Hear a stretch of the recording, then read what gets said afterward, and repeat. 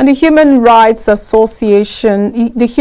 Writers Association of Nigeria, HURIWA, and patriotic defenders of national institutions have described the judgment delivered by the ENUGU State Governorship Election Petition Tribunal as a miscarriage of justice and a fundamental jurisprudential flaw. Hence, a call for a thorough and impartial review of the ENUGU State Governorship Election Petition Tribunal's judgment to ensure that justice is served. The rights group said evidence presented by the NYSC and the allegations of certificate forgery warrant a comprehensive re-examination of the case. They further demanded a nationwide investigation into the authenticity of NYSC certificates issued to individuals holding public offices.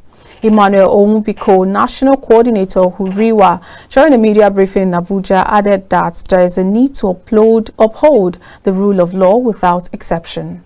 Legal experts who are members of our organizations have analyzed the judgment and found it to be delivered with a disregard for the Constitution and the Supreme Court's precedents.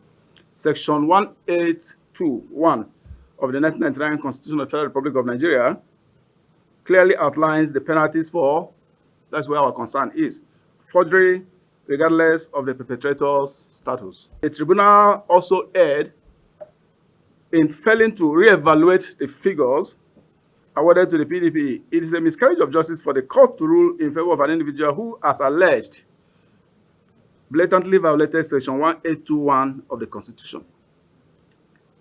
It was erroneous for the court to assert that a petitioner must produce a certificate they did not create.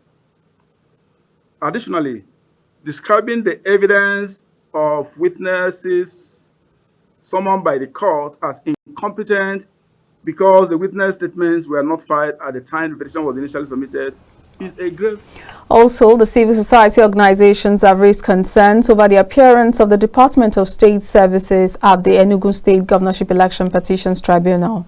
They say DSS does not have a mandate to appear before election petition tribunals in political cases to provide testimonies in favor of any candidate, especially when it involves a government institution like the NYSC. The question arises, why did the DSS appear at the tribunal? The DSS is not the issuing authority for the NYSC certificate. And they are not typically involved in NYSC matters. Their unexpected presence at the tribunal has raised concerns and cast doubt on their role because it falls outside their remit, their legal remit or their mandate.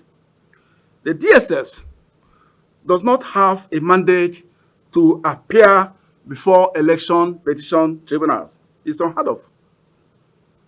To appear in political cases and provide testimonies in favor of one candidate over another, especially when it involves a government institution like the NYSC. So, notably, there is the urgent need to further investigate why the DSS featured in that tribunal matter, which is unprecedented. Moreover, the individual, as reported by judicial reporters during the proceedings, whose name was identified as Isa Yahya Mohammed, that purportedly represented the DSS at the tribunal, is being alleged to be someone that is... Amongst other issues discussed is the need for a thorough investigation into the allegations of overvoting and beavers bypass during the election. They also commit to closely monitor developments in the case with the goal of advocating for transparency, accountability and justice in Nigeria's democracy.